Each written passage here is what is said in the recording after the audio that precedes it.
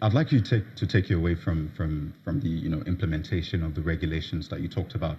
Let's talk about the perspective people have of HMOs. Some people believe HMOs are owned by politicians and bigwigs who are trying to defraud the system. Is this true? Okay. You think it's funny? I know it's political season in Nigeria, and oftentimes people try to reduce everything to politics. And, at this kind of period, things do get heated up. And no matter what the issue is, somehow you see members of the public or people behind the scenes trying to make it a political issue. So it's not true? It's not true. It's not a political issue. I mean, most HMOs are owned by private individuals.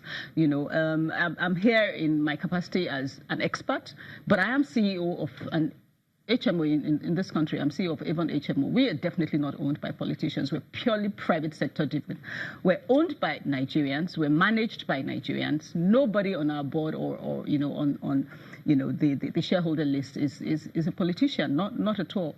And I think that is the case for most HMOs that you will find existing in the country. So let's not make it a political issue. So that's yes or no?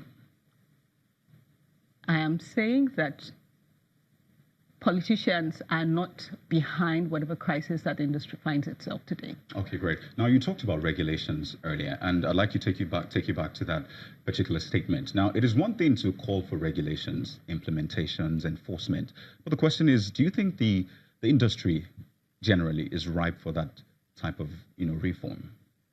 The industry is overripe. You have an industry that's been in existence since 1999. You have an industry that has attracted investment from across the country, across all geopolitical zones, and some also having attracted investments from beyond Nigeria, because you find that some global players in the health insurance industry globally have invested in some of these HMOs in Nigeria. So, how much more riper does it have to be before you have regulation also moving with the times? So I think it is ripe.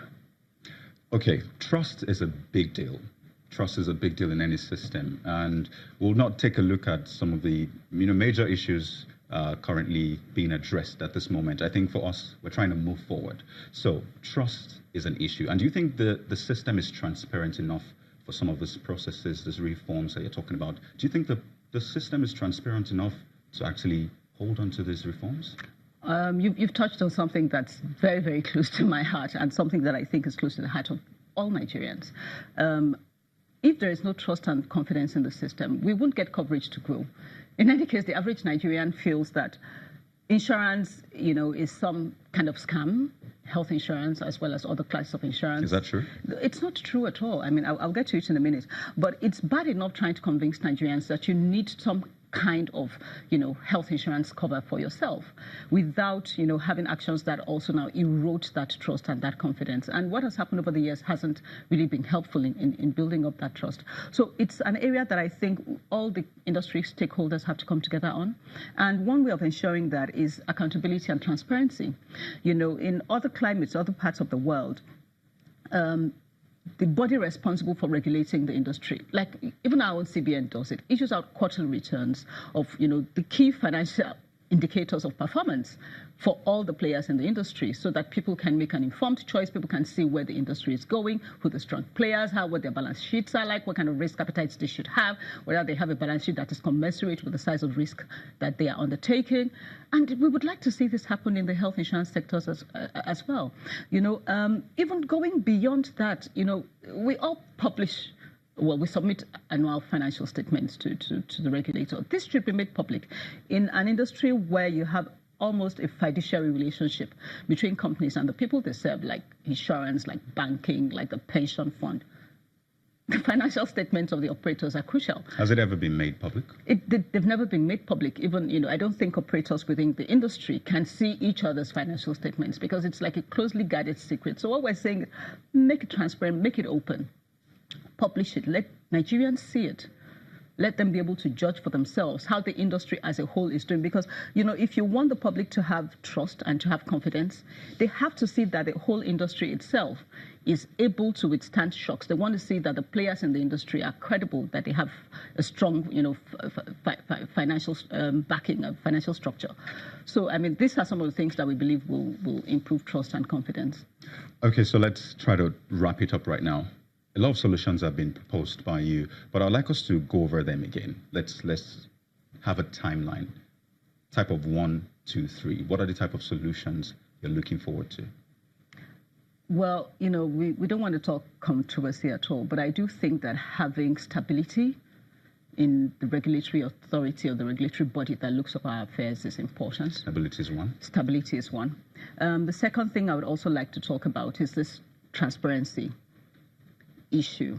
We need to be able to publish performance. We need to be able to have a view of how the entire industry is performing. We need to see, what kind of reserves do they have to absorb the shocks that could come from claims. We need to see who are the companies that, we can trust with our money, and we're confident that they will pay hospitals, the ability to pay hospitals, the strength of the cash flows that they have. All of these are important things that I think will help to improve confidence and trust in the sector. What else do I think can be done? I think the legislation that sets the industry up also needs to be reviewed. I think it's important to make health insurance compulsory for all Nigerians. So the pool can be expanded and the cost can go down, But in addition to just, making it compulsory, there are other aspects of the regulation as well that needs to be brought, up to date. I mean, there are parts of the regulations, for instance, that talks about IT and infrastructure, but that was IT in 1999, not IT in 2018. Definitely, it's much more different. There's a lot that needs to be looked at in terms of the legislation that set us up. The good thing is the conversation is ongoing, and we do hope that this gets better moving forward. I'd like to thank you very much, Mrs. Adesimbo Ukiri, a health insurance expert, for joining us on the program. Thank you. It's a pleasure to be here. This is still State of the Nation, rather, on Channels Television. And when we come back in a moment, we'll be talking about the minimum wage debate in the country. It's been days, weeks, and months of this debate going back and forth. Join us again.